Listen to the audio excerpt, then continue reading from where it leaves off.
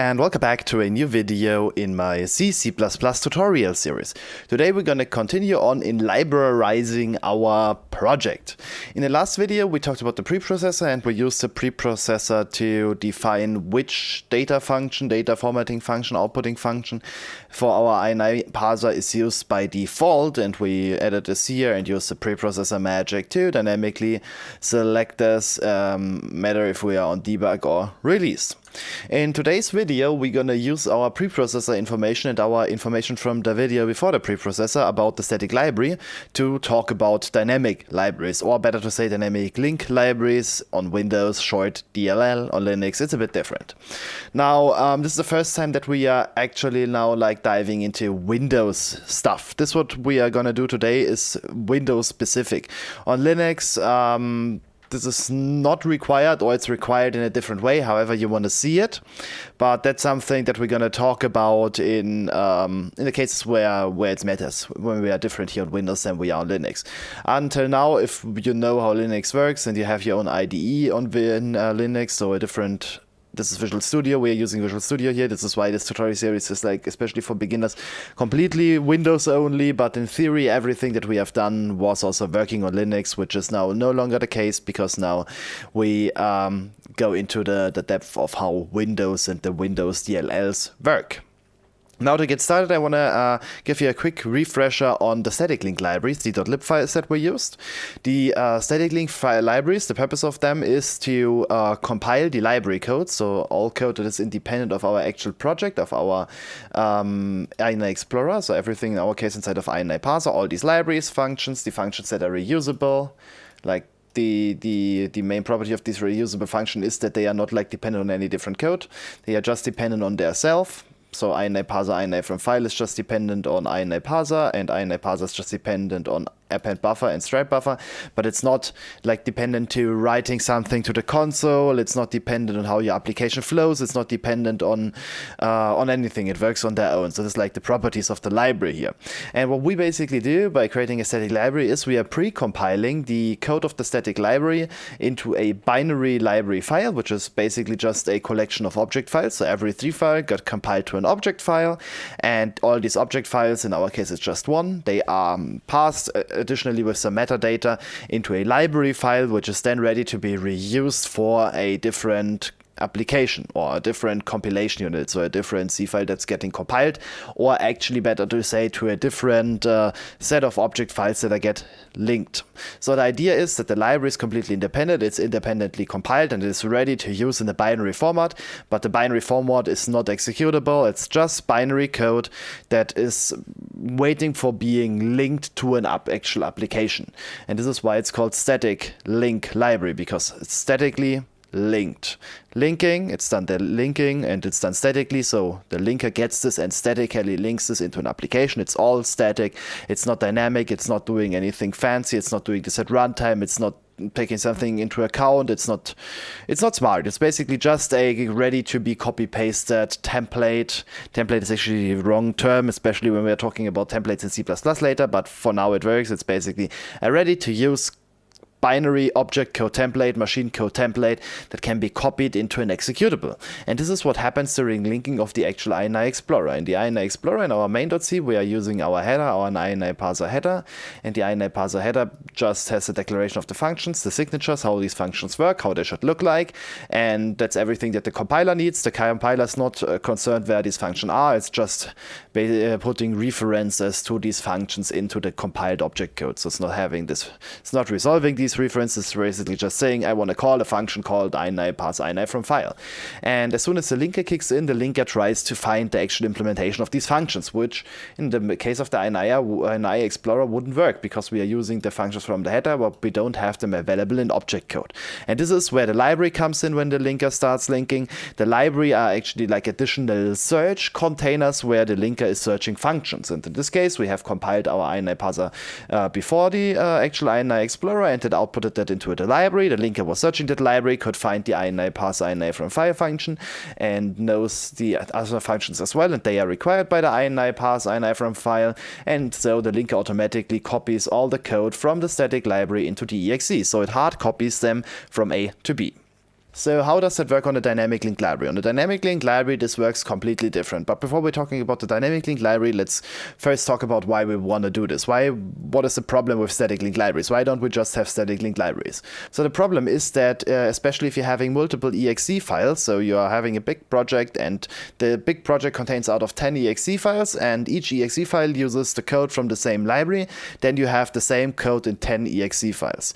Like today, it's not really a big deal, I would say, because code isn't that big, right? Binary data is way bigger than code. The code of an actual game, you would be surprised how small the code of a game actually is in comparison to all the resources today. If you have a game like 120 gigabytes of size, probably the code is not even a gigabyte big, not even that far, probably a few megabytes, if it is even that big. Especially, the game engine is going to take a bit of the code, but the actual code of the game itself, it's quite small. The big chunks that we today are very is data. Data needs to be compressed. Data we need to find creative ways to compress the data to small sizes. Like code is no longer a problem, but however, there's still this issue. If you have a multiple executable, it's going to have multiple versions of that code. If you are changing the library, all executables need to be rebuilt. So if you change one line in your library, each of your executables that you are shipping with your application needs to be recompiled, and every executable needs to be reshipped. And this is what a dynamic link library solves. So the dynamic link library is basically producing something similar to an exe, a so-called DLL on Windows, or a .so on Linux, which is a container containing code. Actually, a DLL is not even that far away from an exe. Actually, a DLL is basically just a non-invocable exe. A non-invocable exe means it's actually sharing and all of the parameters that an exe has, but it does not share the parameter that you can double-click it and run it. This is why actually on Microsoft there is an application called Run DLL where you can actually run and execute something from a DLL. But that is too far into Microsoft domains. But actually, at least on Windows, a DLL is quite close to an actual executable. Now, what the DLL solves is the code duplication and the redeploying. So basically how the DLL works, instead of having all the object code for these 4 functions inside a static library that is then copied to the executable, you actually have all the binary code, all the machine code for these 4 functions inside the DLL. The DLL is shipped with the application as a .dll file. As you remember on the video of the static link library, I was able to delete the lib file and the application would still run. This is going to fail if you have a dynamic link library, because the dynamic link library is, because it's called dynamic linking, linked dynamically. And dynamically linking means linking at runtime. So basically what happens when the application starts, it tries to find the DLL, and then all the function calls in your code that were calling the static link functions previously, which were just replaced with actually a call inside of the application, they are now then dynamically on runtime replaced to a call of a DLL. So the DLL is at runtime loaded into memory. It's copied similar to an application. The DLL has actually also a main function for various reasons, but that's something that we might talk about into a following series where we talk about Windows programming, because DLL main are different on each operating system. I don't know even if they are a thing on Linux, but I know that they are a thing on Windows. Now, the dynamic link library is linked at runtime dynamically. So library has the code of these 4 functions. The exe itself does not have the code of these functions. It just has kind of like a hint in it which tells the Windows runtime to load the dynamic link library at startup of the application, or dynamically if you are calling a function. That depends on how you set this all up. And when the application starts, it tries to find the DLL. It checks if the DLL has all these functions available that you are using, and it dynamically links your function call to the just loaded DLL. So it's all done at runtime, it's all dynamically done, that's why it's called dynamic linking. Now, if you change the code of your DLL, you just need to replace the DLL file, at least if you don't change the interface. The interface is basically what you see here. These 4 functions and actually the type diff above here, these are kind of like the interface to our library, and if we are just changing the code of our library on a DLL, we can just redeploy the DLL, no need to redeploy the actual exe itself. If you are changing something with the signature here, if you are appending something, it's not that of a big deal, but if you're changing like the signature of something that the application uses, you're gonna need to redeploy the exe files as well. But in general, if you just change some code, just fix a bug inside these functions, you can just redeploy the DLL and everything works fine. And also, of course, if you're doing the linking at runtime, you just have one version of the code. So your 10 exes don't have 10 times the same version of these 4 functions. They're just gonna have a reference that this function is gonna be required to be used. And then at runtime, it's resolved and it's linking to that one implementation that's inside the DLL that is loaded at runtime. Of course, if you have 10 instances of your application running, you have 10 times the DLL instantiated. But that's not the point here. It's kind of like on the disk, you just have one version inside the DLL and you are just referencing to the DLL.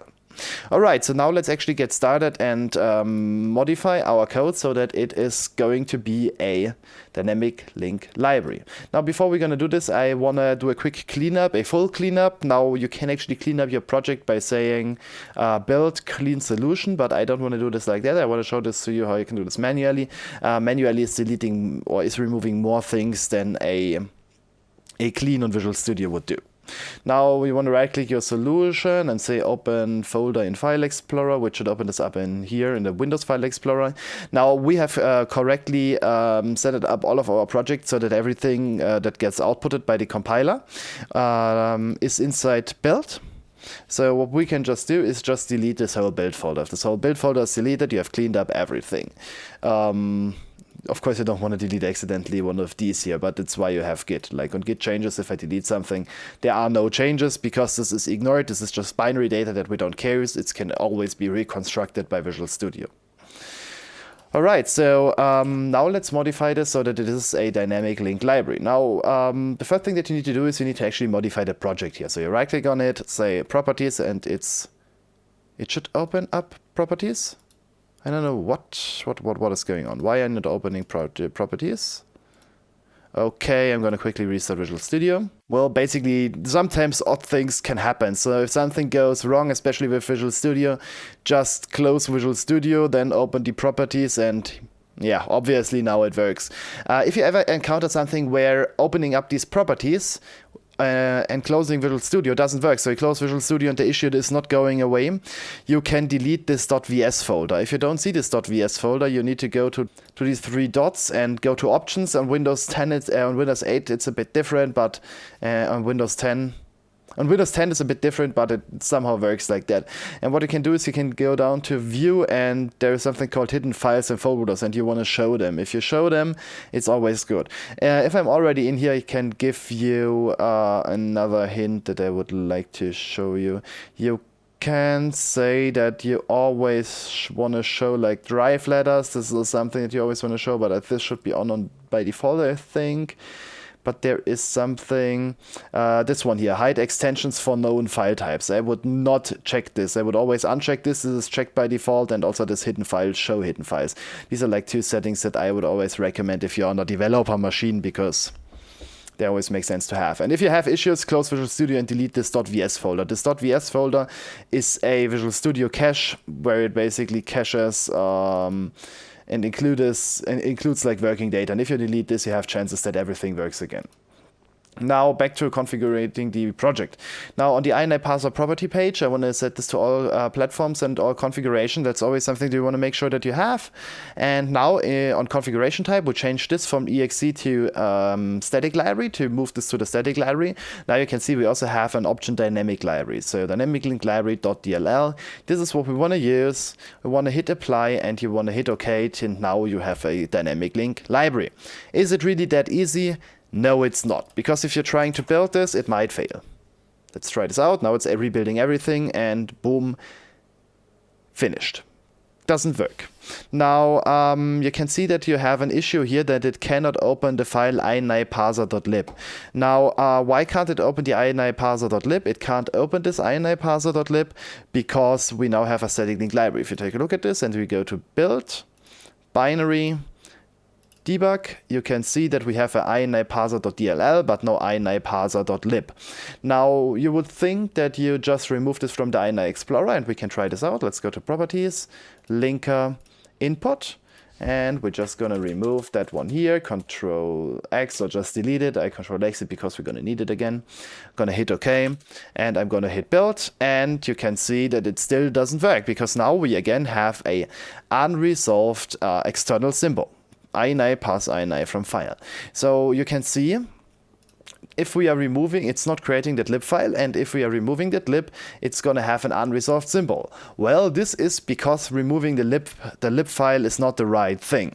Now I'm gonna add the one again in here. So I'm gonna go back to my properties, to my linker, and I'm gonna add the one in here again. Now you could actually, let's actually try this differently. Let's try to put the DLL in here so that you can see how you can make things even worse. Now if we are trying to put the DLL in here, invalid or corrupted file, cannot read at 0x388.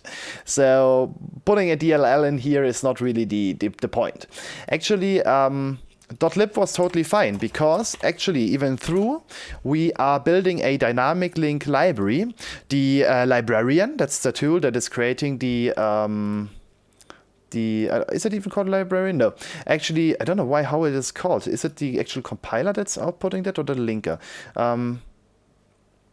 Actually, if you're compiling a dynamic link library, the linker is outputting a static link library as well. So if you're building a dynamic link library, you get two libraries. You get a static link library and you get a dynamic link library. Now, what is that static link library doing? Because we want to have a dynamic link library. Well, actually, the static link library is not a classical static link library how you would think it is. The static link library is going to be a very, very small static link library, way smaller than the DLL, way smaller if you would just have it as static link library. And this static link library produced when you are also creating a DLL contains the metadata to the functions inside of the DLL. So basically, when you're building a DLL, the static link library contains the informations about all functions that are inside the DLL and the additional data that the compiler then of the exe knows that it should load this from a DLL. It kind of like contains function pointers to null. And these function pointers to null are resolved at startup because there's metadata to it. It works a bit different, and I honestly don't even know how it works, and I also don't care how it works, but what happens is that you get a static link library as well. Now, if you would observe our output, you can see that we didn't get a static link library. And you would think, well, if it should produce a static link library as well, why don't we get one?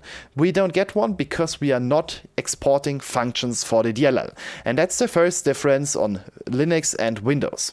By default on Windows, nothing is exported to the DLL. These functions are inside the DLL, but they are not exposed to the public. They are not exposed to be callable outside from the DLL. By default, if I write for functions inside of a DLL, they are just usable inside the DLL itself, but not from outside, not from an application using the DLL. And that's something that we need to solve. So that's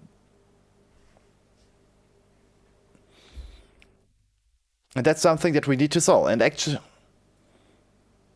so that's something that we need to solve. And actually, this is working different on Windows and on Linux. On Windows, by default, no function is exported, and you need to manually export them.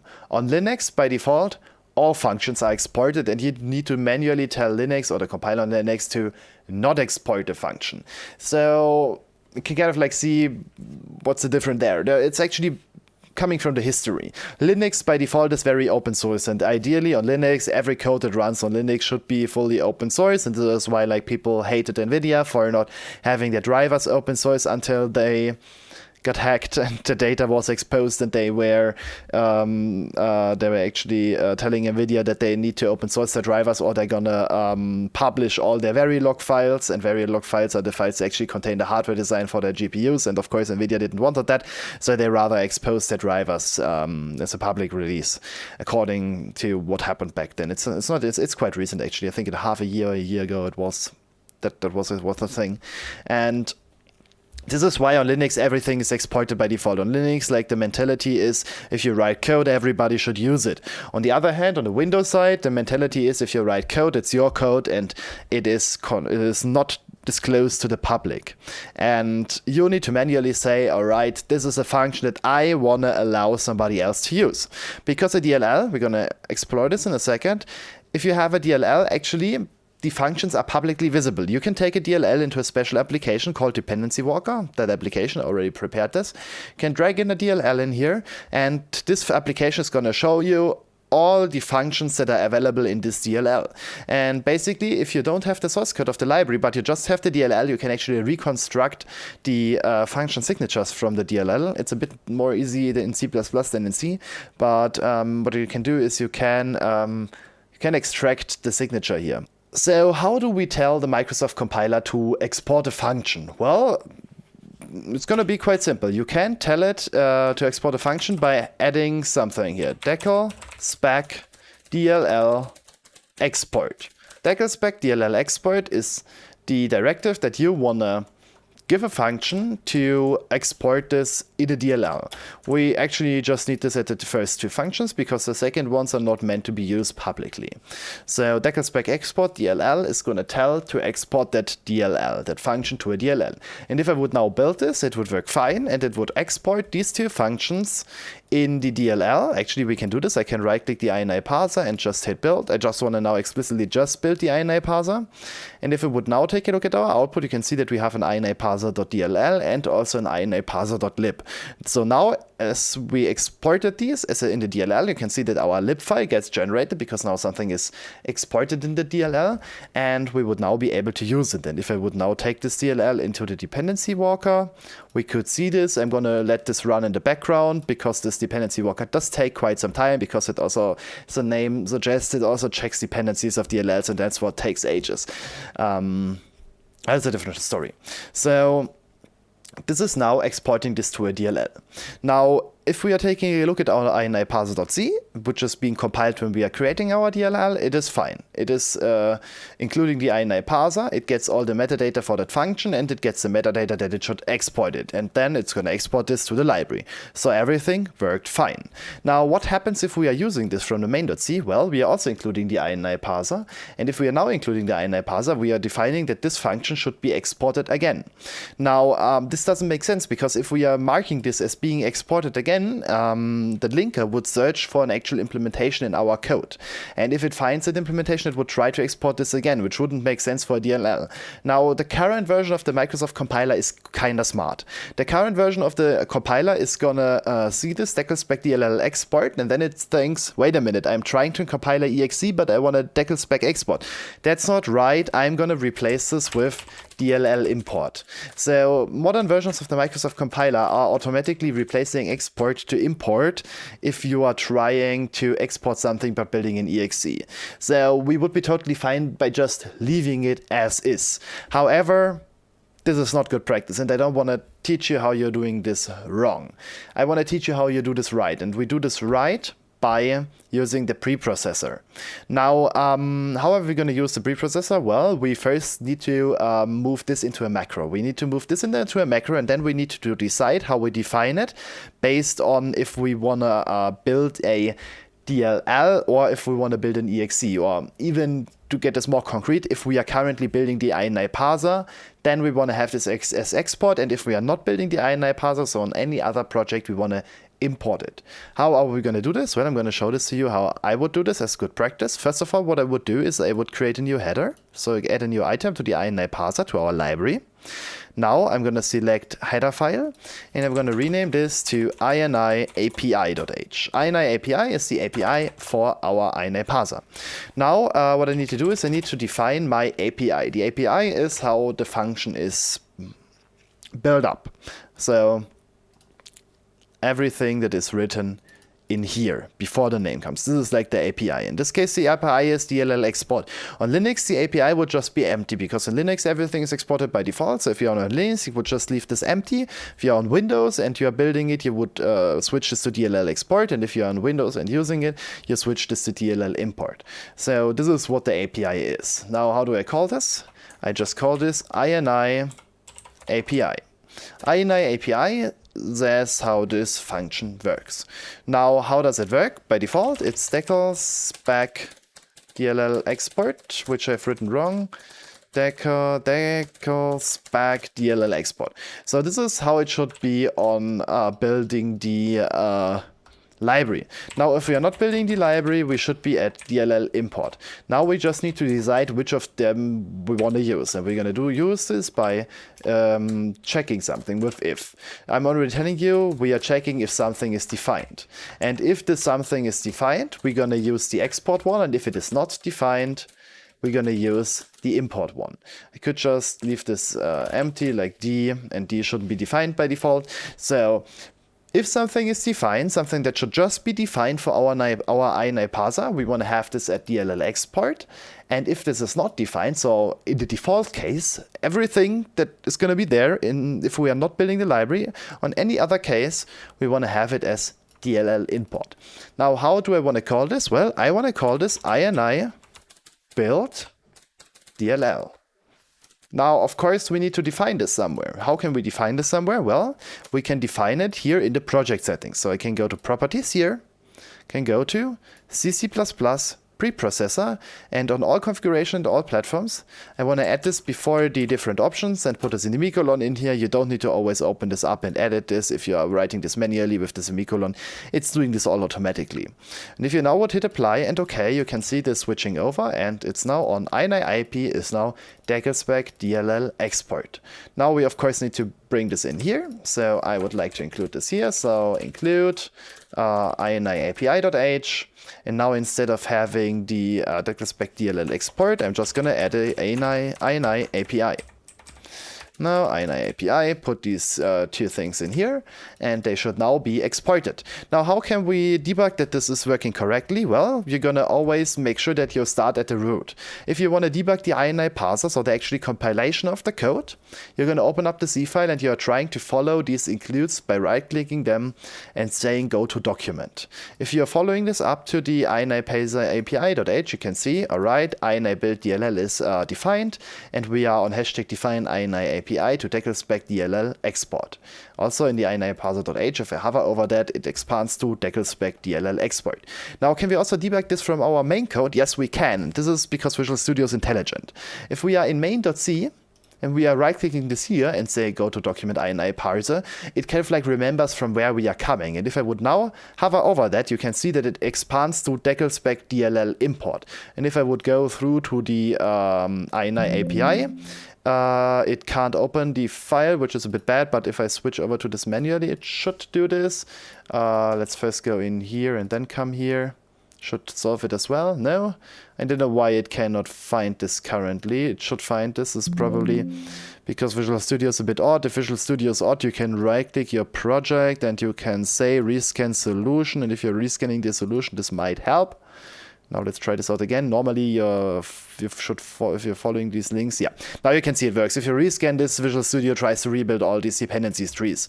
And now you can see that inside of INI API.h, now you can see that we are in this else case, and the INI API has been defined to deckelspec DLL import. So Visual Studio is smart. If you want to debug something, always start at the root file and work yourself up, and you're going to see how all these defines work, even though you have multiple projects, and the view can depend on which project you are in.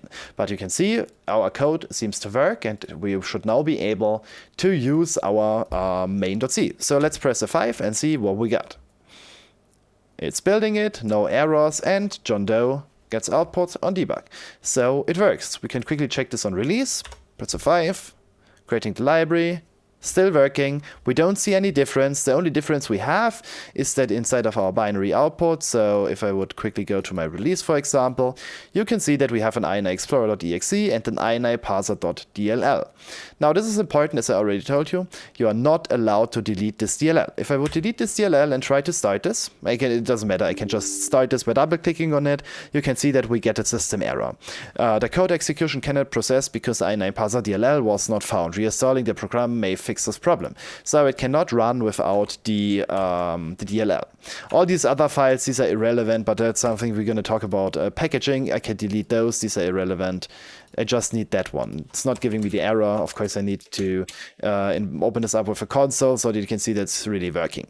But all the other files that we have in here, they are not relevant. These are just debugging data and binary output. For example, these two can be used for knowing what's inside the DLL. This one is giving you all the exports. I don't know if this might be even a textual file. No, it's not a textual file. It's also binary. But these two are containing all the information on what has been exported. These PDB files are debug databases that are used for debugging. It contains all the debugging metadata. And these two are just a binary output of the application, the DLL. So you can actually see that the DLL code is bigger. And if we would try to compare this, main.c, if we just would take a look at the lines, 60 lines, while the INA parser has like, I think, 200 lines.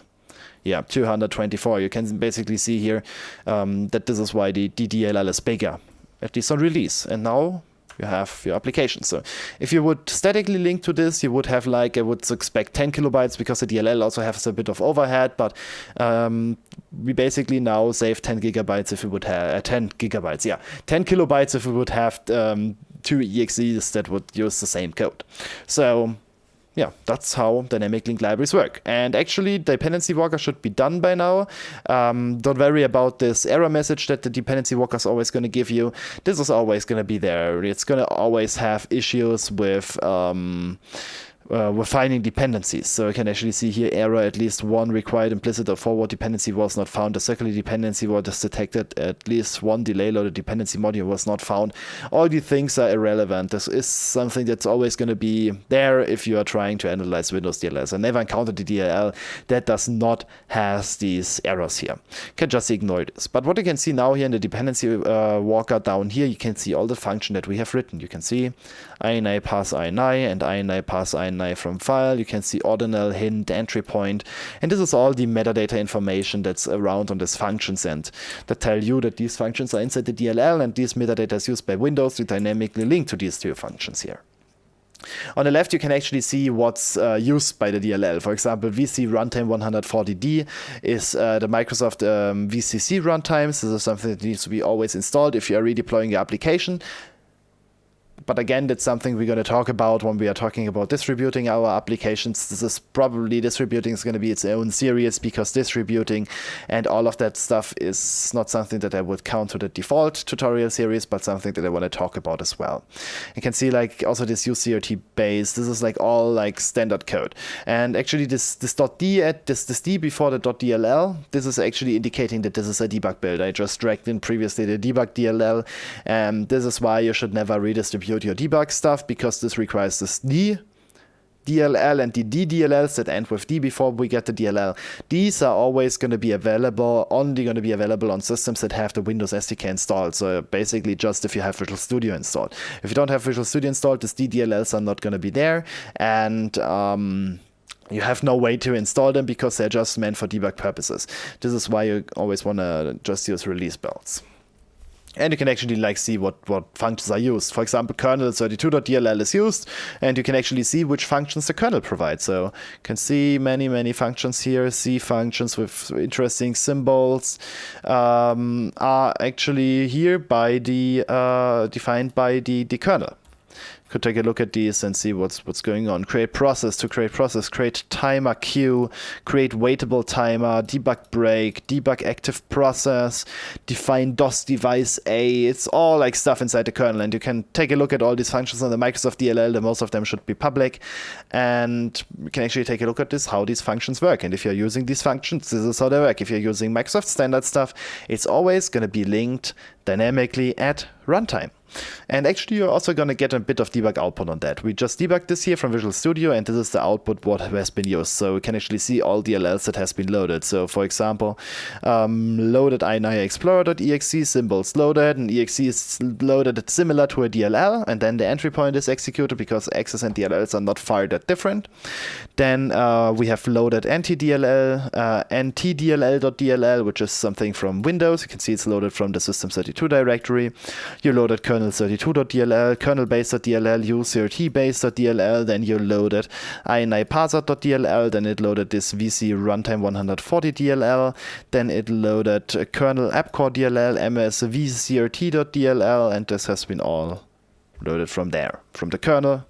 from the Windows stuff, it has loaded the DLL, and also here from the local path, it used and loaded our INI parser.dll. This is because Windows is having a default search path. By default, it tries to find all DLLs in your, I think, executable directory or binary order directory where your exe is. But basically, there's a certain order you can search for, or we can actually search this here directly on the video. Let's search for Windows DLL search order. Search order, dynamic link search order, learn.microsoft.com is the new Microsoft documentation, and this is giving you how this is searched. Search order for desktop application, standard search order, if safe DLL search mode is enabled, the search order is the directory from which the application is loaded, the system directory. Use the get system directory function to get path of this directory, the 16-bit system directory. There's no function to obtain this, whatever. The Windows directory, the current directory.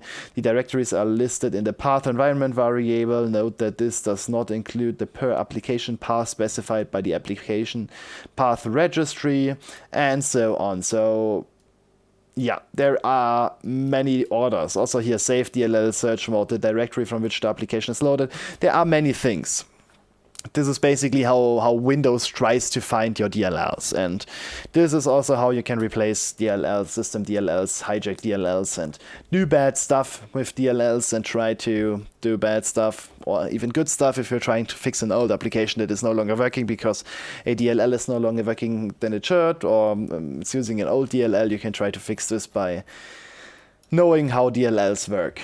And yeah, you can do many things with DLLs. You can do bad stuff with them, you can do good things with them, you can go even as far as writing viruses, writing cracks, writing mods, and all of that depends on how DLLs work actually. Shouldn't do this, but I'm aware of that, and that's why for my own software I just use static link libraries. That's just how things roll. But you need to know how dynamic link stuff works as well, because like all the Microsoft stuff works by DLLs. And you're gonna probably have a library if you're writing a game engine, wanna integrate DLSS. DLSS comes as a DLL. You need to load this DLL and work with this DLL to have this working. But that's just some off-topic stuff here. So thank you for watching. Today we explored DLLs, and I don't know what we are doing next video. I already forgot what I wanted to do, but I think we are now moving towards C++. I think we have just 1 or 2 C videos left. So stay tuned, make sure to like and subscribe, and have a nice day. Bye!